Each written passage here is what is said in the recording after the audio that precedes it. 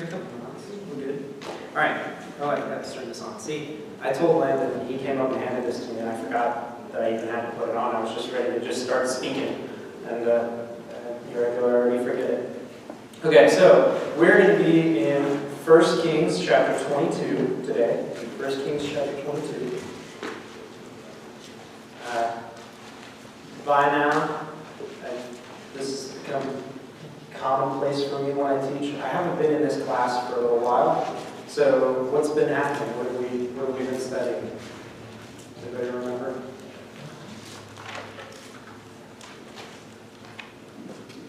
Jesus' life and death, David, institution of the temple. There's a lot to talk about. What have we been covering?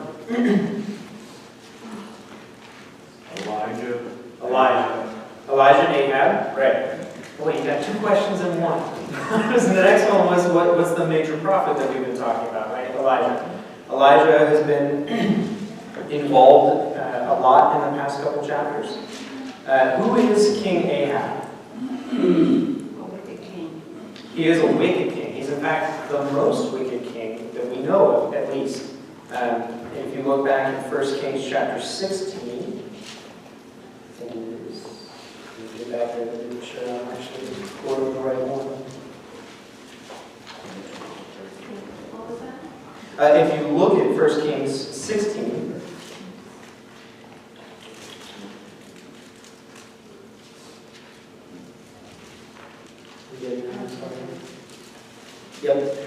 chapter 16, verse 30. Now Ahab, the son of Omri, who was the king before him, so Ahab's the king we're talking about, Ahab did evil in the sight of the Lord more than all who were before him. So Ahab is in particular the most evil king of Israel. Was he the king of Judah? Israel. They're two separate kingdoms right now, right? They split in Kings. Now we're talking about two separate kingdoms, okay? So the northern kingdom, kingdom of Israel, which is ruled by a wicked king, and the southern kingdom, do you guys know who that's ruled by? I can't remember if it was mentioned before. I don't think it was. Today we'll talk about the king of Judah also. So Kings, 1st, 2nd Kings pretty much follows what I was reading yesterday. I hadn't made this connection before, but 1st, 2nd Kings follows more closely the kings of Israel, and 1st, 2nd Chronicles follows more closely the kings of Judah. So the king of Judah at the time, right now, is Jehoshaphat, and he's a pretty decent king, although we'll see he's got his own problems also. So so we're talking about Ahab. Ahab's the most evil king. What has Elijah said is going to happen to Ahab? Does anybody remember? This is a more specific question.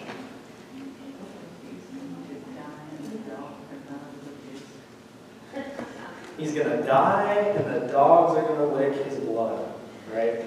Yeah, and why? Do you remember? Jezebel did it because he wanted to buy Naboth's vineyard, and they just said no, because it was wrong. So Jezebel said, I'll take care of it because he's Calvin. And she had him killed. Yep. And so he was then going down and firing his vineyard, and Elijah came and told him he would die.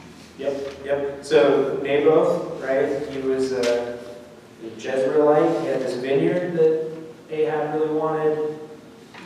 Jezebel, his wife, who was crazy bad in her own right, raised up false witnesses against Naboth. I don't know how Naboth. Is that how you were saying it? That's however you can, but raised up false witnesses against Naboth and had Naboth killed.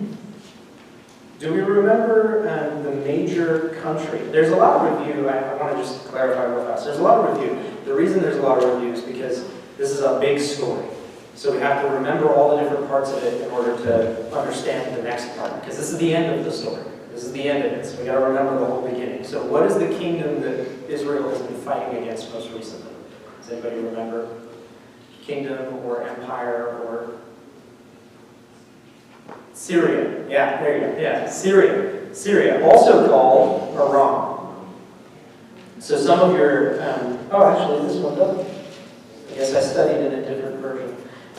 Some of your versions might say Aram, or the Aramites, which are different than the Amorites. The Aramites. If it says that, it's referring to the same kingdom as Syria. Syria and Aram are the same place. So yes, we've been fighting against Syria and the man named Ben-Hadad. Okay. All right. So now we are in chapter 22. Well, actually, does anybody remember, this is one last important part. Does anybody remember what happened at the end of the war with Ben-Hadad? What did Ahab do? Ahab let Ben-Hadad live, right? So they were at war, he captured Ben-Hadad. Ben-Hadad said, please spare my life, and Ahab said, okay. And Ben-Hadad promised to give back all of the cities that Syria had taken from Israel. He said, all of the cities that we've taken from you, we'll give back, just let me live. And Ahab says, sounds good. And that's when we have Elijah tell him, hey, you really screwed up because God gave this guy into your hands and you let him go. Or actually, it wasn't Elijah. I might have got that wrong.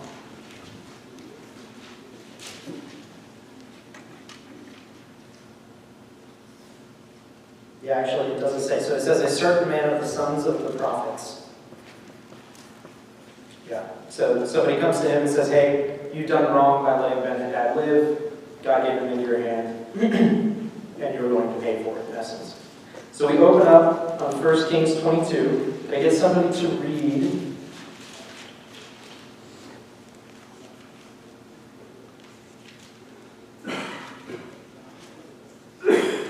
1 through 7.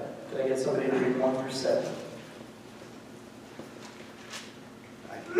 Yep. Now 3 years passed without war between Syria and Israel. Then it came to pass in the 3rd year that Jehoshaphat the king of Judah went down to visit the king of Israel. The king of Israel said to his servants, do you know that Ramoth and Gilead is ours, but we hesitate to take it out of the hand of the king of Syria? So he said to Jehoshaphat, will you go with me to fight at Ramoth Gilead? Jehoshaphat said to the king of Israel, I am as you are, my people as your people, my horses as your horses. Also Jehoshaphat said to the king of Israel, please inquire for the word of the Lord today.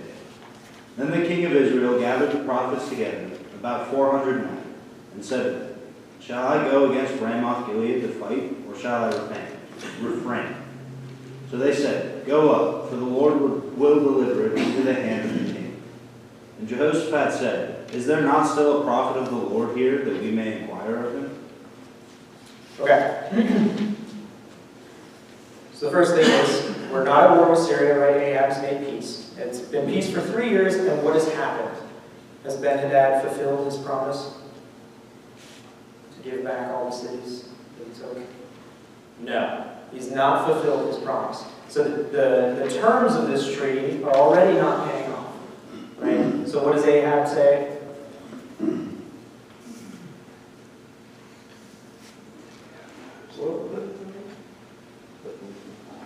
Yep, will you go with me to fight? He says, okay, Ben-Hadad has not fulfilled his promise. So you know what? We're going to go take it by force.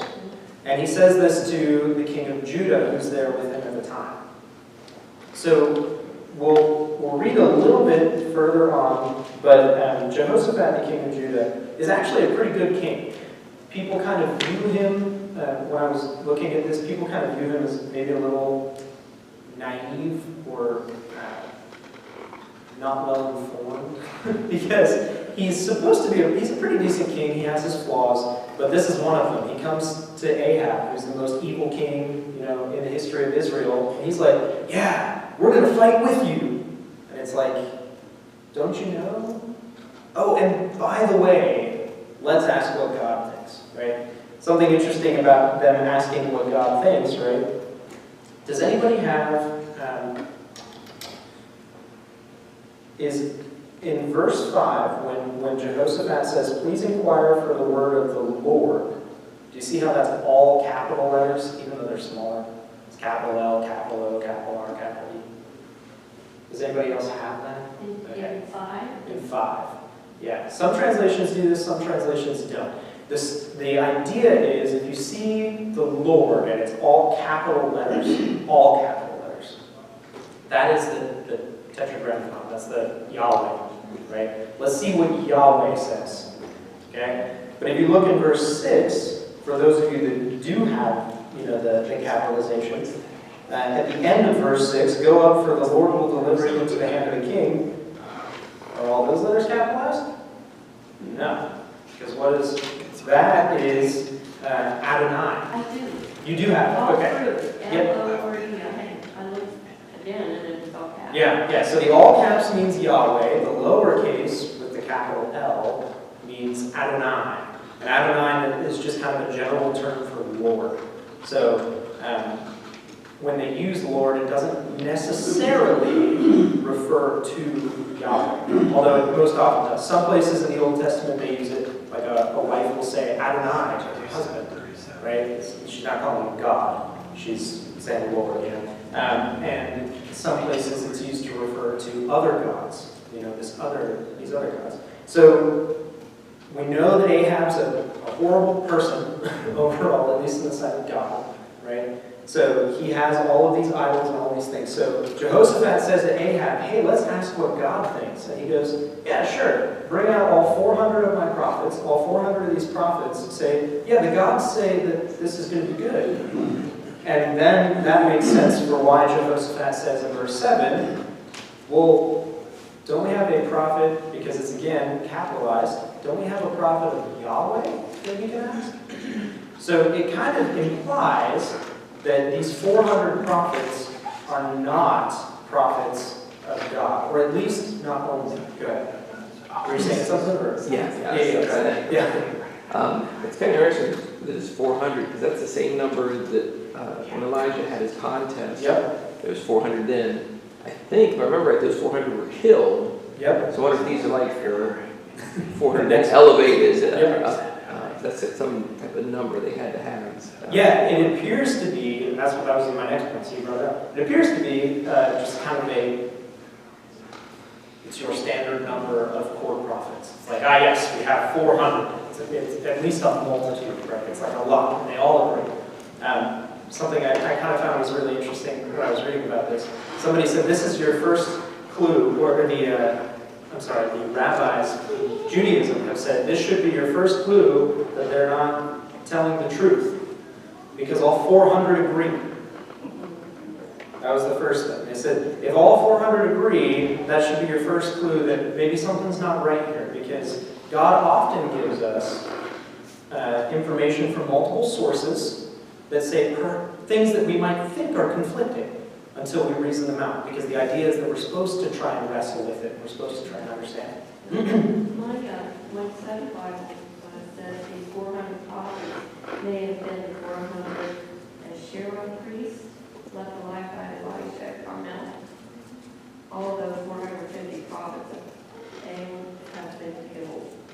So that's what it says in the Bible. Oh, okay. So I didn't know that. I didn't realize. But they might be prophets that were at Mount Carmel. Yes, and they were back alive, but the other ones were killed. Yeah. So that is what's going on with the Lords there. So when Jehoshaphat says, "Hey, is there a prophet of God?" They're not saying God's saying you'll do. They're just saying the gods are saying this will be good for you. Go ahead. Okay. So next section. Let's read.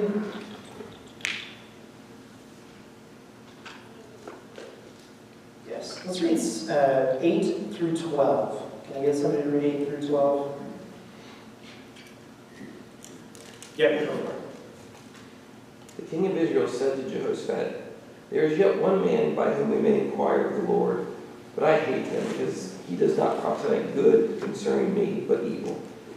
He is Micaiah, son of Imai. But Jehoshaphat said, let not the king say so.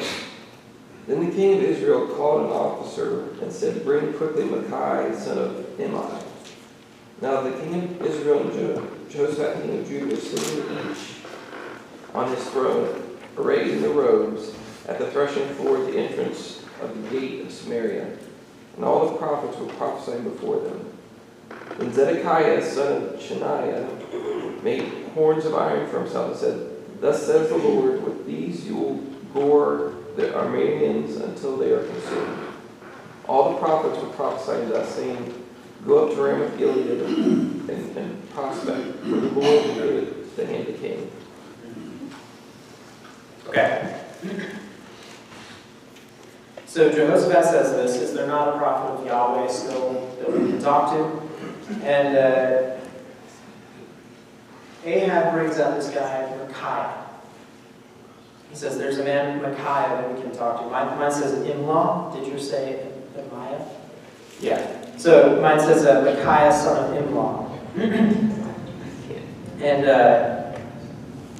I think it's really interesting. What is Ahab saying about Micaiah? What is he not like? He always prophesies bad about me. Yeah, first sign that this might be an actual prophet, right? Because God does not like Ahab. And what is Jehoshaphat's answer? Don't say that. Oh, maybe it'll be good, right? Like, yeah, don't say that it's only bad, and don't say that you hate it because of it, because like it's the prophet of God. So let's not say that it's only bad because I just agreed to fight with you, right?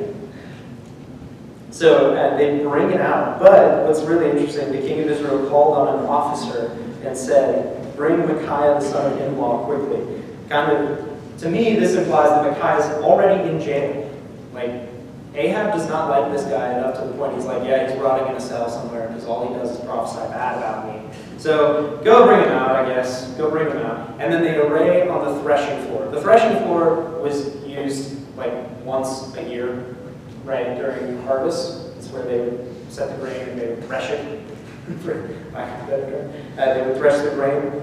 But somebody said, when I was reading about this, they said that you can kind of consider this like a community fairground. It's like a big open space that they would go and they would thresh, everybody would thresh on. So they get this massive open space. They set up their thrones, they put on their regalia, and the 400 appear before them again. What do the 400 say?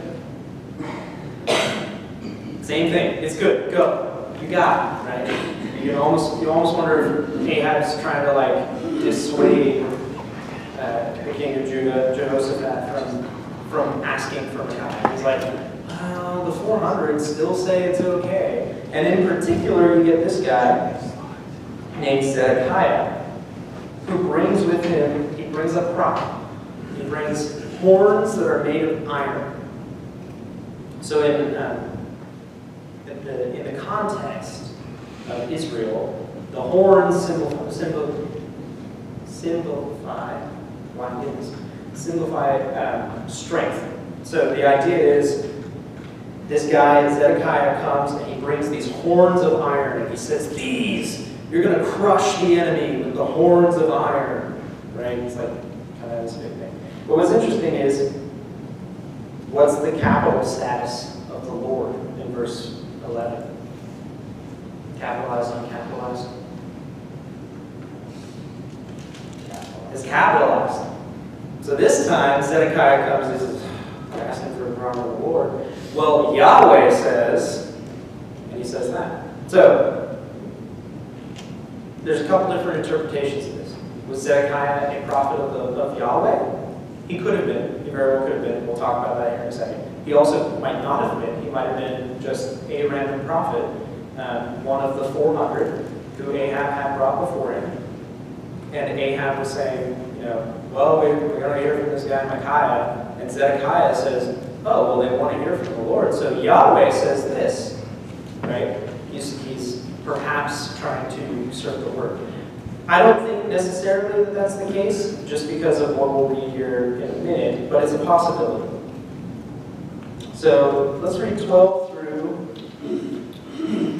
15. Can somebody get 12 through 15? Maybe from the right side of the room. We haven't heard of the right side of the room, 12 through 15 maybe? Yeah, you're on your left, I guess, on my right. Okay, you got it? And it's 12, you said? 12 through 15. Okay, all the other prophets were prophesying the same thing, and attack from Mount Gilead and be victorious. They said, for the Lord will give it into the king's hand. The messenger who had gone to summon Micaiah said to him, look, the other prophets without exception are predicting success for the Lord. Let your word agree with theirs and speak favorably. But Micaiah said, as surely as the Lord lives, I can tell him only what the Lord told me. When he arrived, the king asked him, Micaiah, shall we go to war against Ramoth Gilead or not? Attack and be victorious, he answered, for the Lord will give it into the king's hand. Yeah. So they bring out Micaiah, and what the guard says to him, mine actually adds in please. It says, please let your word be like the word of one of them who speak encouragement, right? So the guy is pleading with him. He's like, come on, just once. And I don't know what the motivation for that was, but what does Micaiah say? Whatever the Lord says, he Yeah, says. whatever the Lord says, that's what I'm going to say. And then what does he tell Ahab? He says, go. Yeah. Verse 16, so the king said to him, how many times shall I make you swear that you tell me nothing but the truth in the name of the Lord? Then he said, I saw all Israel, and then Micaiah said, I saw all Israel scattered on the mountains as sheep have no shepherd. And the Lord said, these have no master, let each return to his house in peace. So hold on. Micaiah just said, oh, I'm only going to tell him what comes from the Lord. And then he told him, yeah, you could. And what's Ahab's response? He knew he was lying. But he was lying. Right? So what's that mean? What does that mean for, like, the prophet of the Lord just said, oh, I'm only going to tell him what God says, and then outright lies. What's going on? Does anybody have any thoughts? In a way, it's to prove to the king he knew the truth anyway. So it could have been, yes. If you know the answer, why are you asking? Yeah. So it's in. You sent a guy telling me to speak favorably. Okay, I'll follow what he said. Yeah. Now you want the truth because you know God doesn't want you to do it. Yeah. So he should know that the outcome is going to be bad. Although I will say, in Ahab's defense, right, has the Lord always sided against Ahab? No, he forgave him over the vineyard and didn't kill him at that time. He was going to let him. He said it's not this time that. Well, and actually, what he doesn't say that he's not going to kill him at that time. What he says is the desolation on the house of Ahab that I have promised will not come in his days, but in the days of his son. Right? So they kind of same idea. But he let it pass. But God also sided with Ahab when he was fighting Ben-Hadad. Right? Like he did give Ben-Hadad into the hands of Ahab. He said, yeah, you're going to win because Ben-Hadad was mocking God. Which I thought that was really interesting. Ben-Hadad saying, the God of Israel is the God of the hills. Let's go into the plains. Right? Does anybody remember that? So Ben-Hadad was mocking Yahweh. And so Yahweh says, ooh, I don't like Ahab. But I really don't like Ben-Hadad. So Ahab, you know what? You're going to win. And I don't like it. You're going to win. Because Ben-Hadad should not get to mock. So it's possible that what Micaiah was doing was telling Ahab, hey, you already know the answer. But I don't know. I think what's interesting is he has to hear it first, right? He has to hear the lie before he knows the truth. I almost wonder if that's what it is.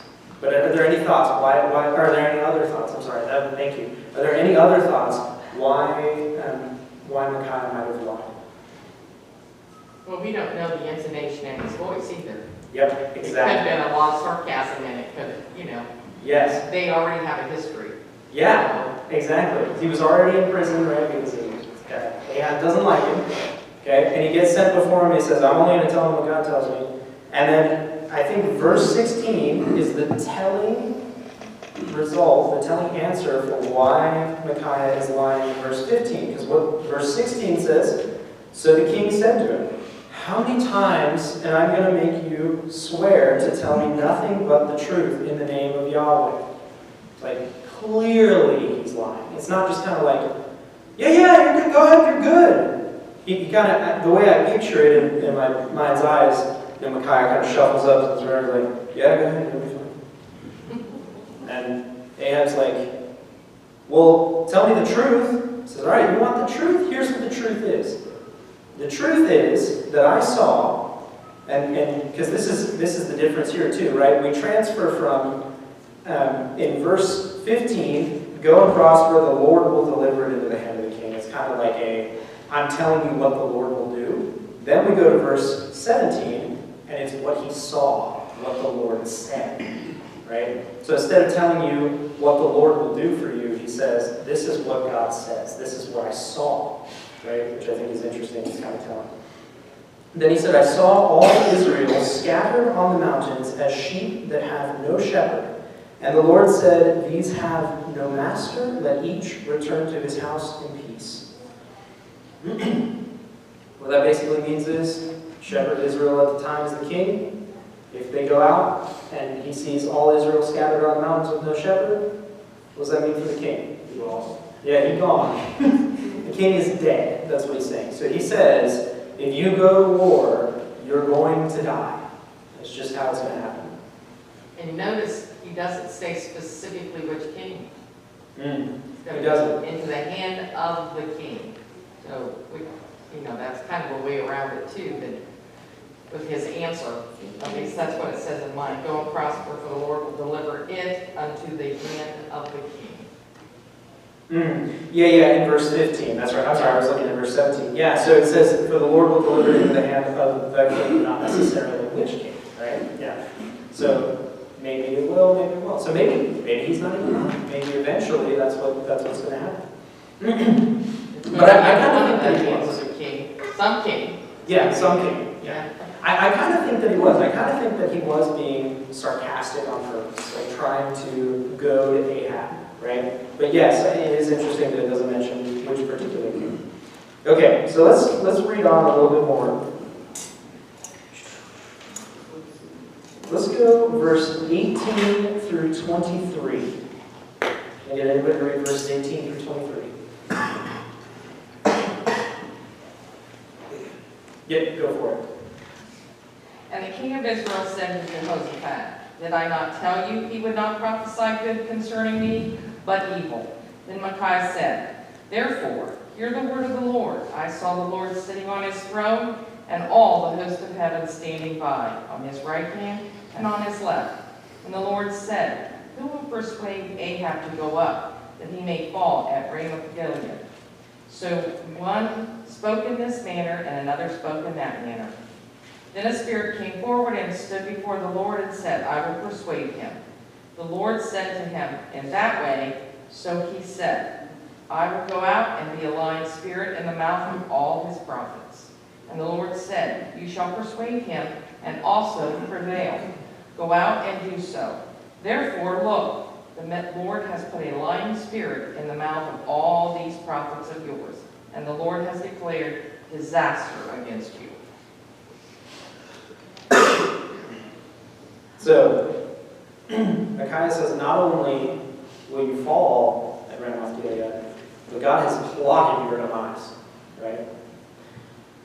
Does anybody, I don't necessarily struggle as much with this, but I know that this can be a struggle. Does anybody struggle with the lying spirit?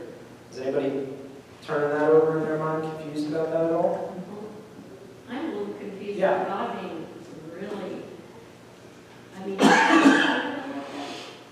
either really mad or upset or, I don't know, it's just kind of, I don't want to say hateful or anything, but it sounds like he doesn't, yeah. Yeah. So is it okay? Was it okay that God sent a lying spirit? I mean, it's difficult sometimes because obviously God's right. But let's take off the God goggles for a second. Let's pretend this is Dad.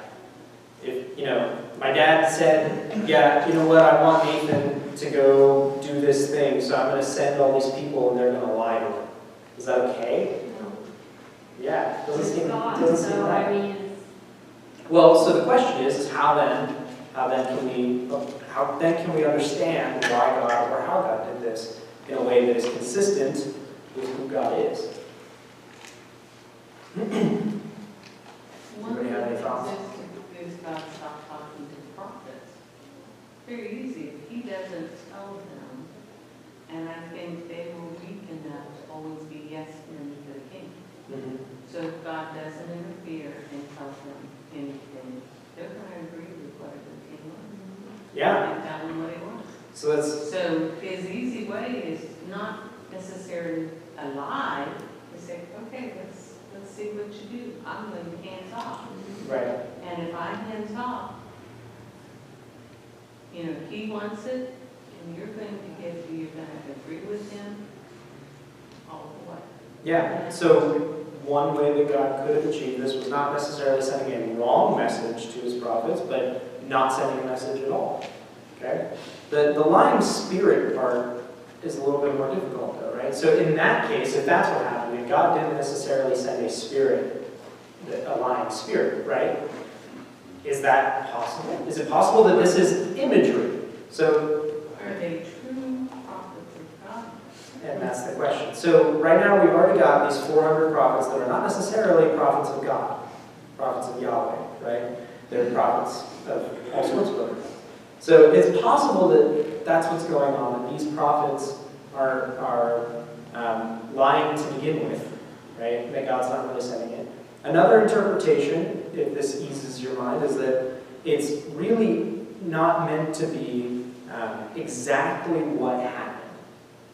God isn't necessarily taking up Micaiah and showing him exactly what's happening, but he shows him an image to get a point across. And the point is, your prophets are going to lie to you because God wants you to die.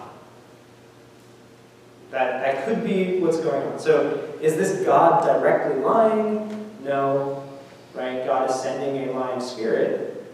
And that could be just imagery. It could be that this is, what he's saying is that your prophets are going to lie to you. He's not giving them a false message. You don't think so? I'm seeing head shaking. What do you think? I think, well, personally, Yeah. That's okay. That's what we're I in. mean, you said a talking donkey. I mean, God is God. I don't usually question his motives because it's above me. Mm. I mean, there's so much that I don't think any of us are really thinking. Yeah. But if he said he sent a lion spirit, Yep. So you're right. It's possible that it is that God sent a lying spirit. So how can we reconcile God sending a lying spirit with who he is? Yeah. Is this a spirit? Is this an angel?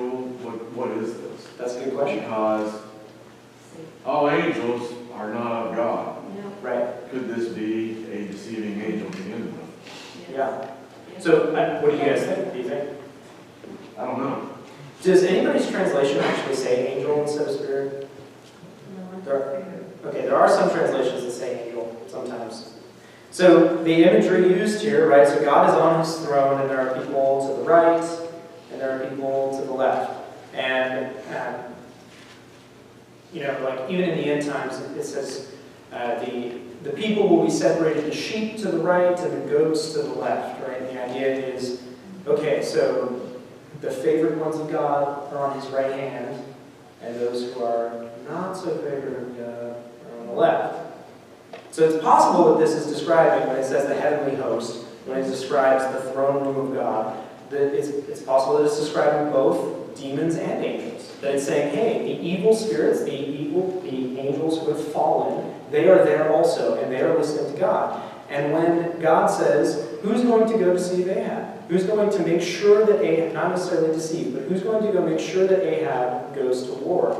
One of the demons speaks up and says, yeah, there'll be a lying spirit.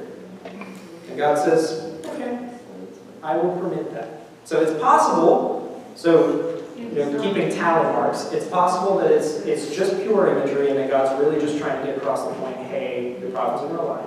It's possible that God allowed a demon to enter or to influence these prophets and tell them, hey, say the wrong message, right? Which I think is possible also because we got to read the next section here. Who is not the only time he's done it though. Exactly. Because if you go back to Judges 9 and I believe it's 23, after Abimelech governed Israel 3 years, God sent an evil spirit between Abimelech and the citizens of Check. Shechem. And in 1 Samuel 16:14, now the Spirit of the Lord departed from Saul, and an evil spirit from the Lord filled him. And so he hadn't done that before, so he may have. Yeah, so it has been done before. There have been things like this done before. So it's very possible that it is God sending a spirit of lying, right? Or God allowing a spirit of lying to influence these prophets, right? Rather than just specifically sending. So, because that's the other thing is, God allows us to go into sin and do all that, so that sounds pretty much what he's doing. yeah, Sending somebody to deceive him, who will in turn continue to sin. Yep. So that's why he's doing that. yeah, and so that's where I was also going, because this brings up further, of course I forget the book as soon as I try to remember it. I think it's Romans. It says, I'm going to give you, it's Romans 1, I think it says, I'm going to give them over to their passions and their evil desires, right? And so it's possible that God's looking at this saying, yeah, these prophets are already, because they're not telling the truth. Before this, right, we can tell that they're not telling the truth. We can tell that Zedekiah is not necessarily in line with the will of God, and Ahab is most certainly not in the will of God. So he says, you know what, I'm going to give it and just I'm letting them go. Yeah. Let them take care of this. They're gonna lie. He's gonna die. That's a good thing. It says here, God uses everything, both good and evil, for his good purposes. Yes.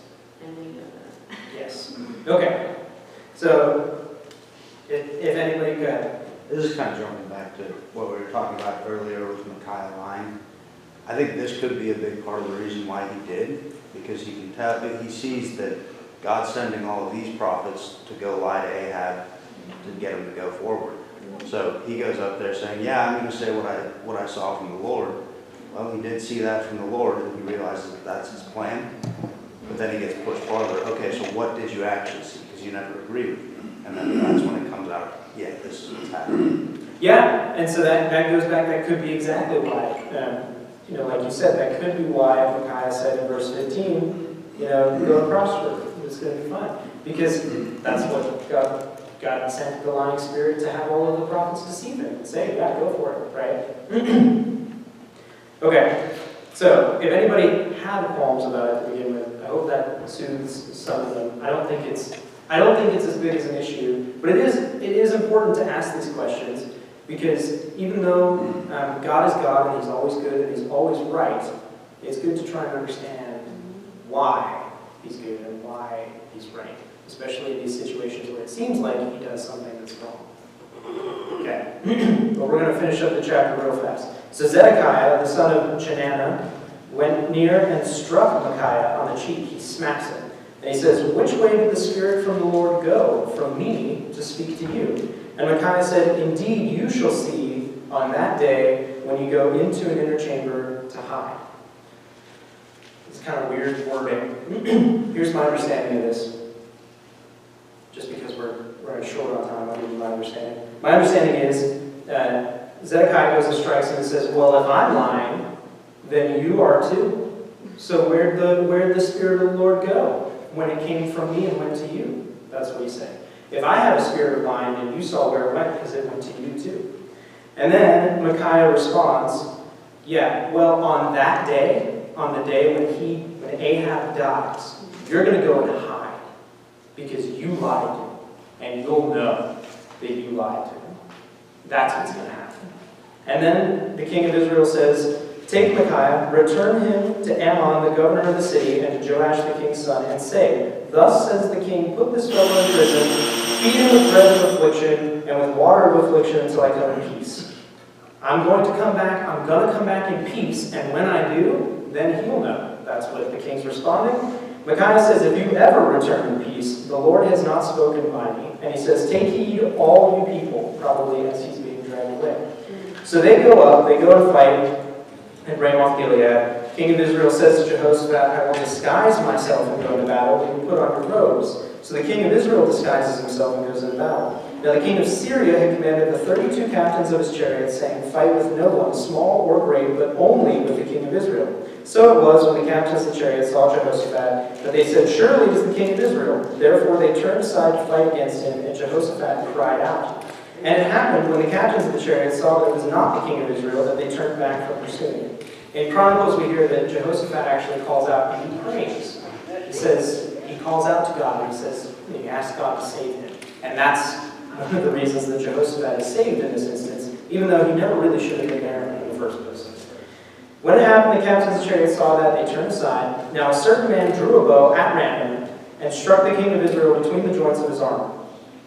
So, guy just Hail Mary, and it goes straight into Ahab's one weak point in his armor and wounds him to the point of death. So Ahab says, turn around, take me out of the battle, for I'm wounded. And then it continues, the blood runs onto the floor of the chariot that he's sitting in, and then he dies, and the dogs lick his blood. And thus ends Ahab, right? That's kind of the ending. There's some more about this chapter we're not going to be able to get into. It's 53 verses in a long time. Suffice to say, Ahab was a bad king. His son was a bad king.